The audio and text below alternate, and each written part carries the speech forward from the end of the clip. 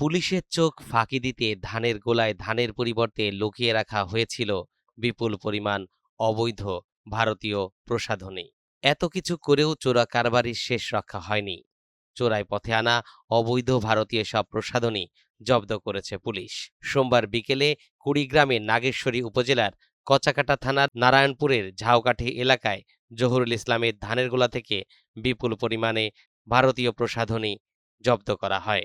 ভুরুঙ্গামারী সার্কেলের সহকারী police super Muntasir Mamun জানান, নদী আর চর বেষ্টিত সীমান্ত সংলগ্ন নারায়ণপুর ইউনিয়ন এটি দুর্গম এলাকা।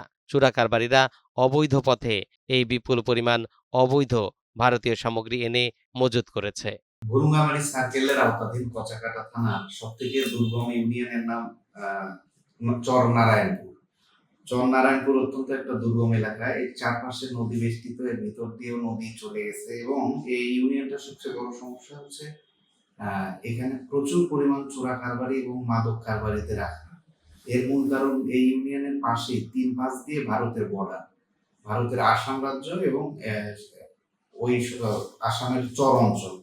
ফলে এখানে কাটা তার দিয়ে ভারত সীমানা সঠিকভাবে নির্ধারণ করতে পারেনি। ফলে ভারত থেকে প্রচুর পরিমাণে ভারতীয় পণ্য সামগ্রী, কসমেটিক্স, কাপড়, গরু, জিরা এগুলো এখানে আসে। এগুলো বিভিন্ন বাড়িতে স্টোর করে রাখে, জমা করে রাখে।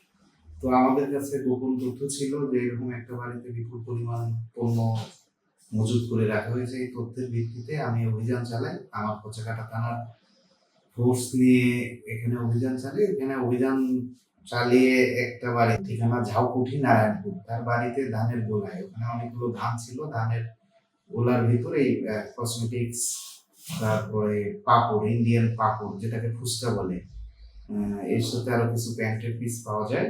এইগুলো আমি জব্দ করে নিয়ে আসি থানায়।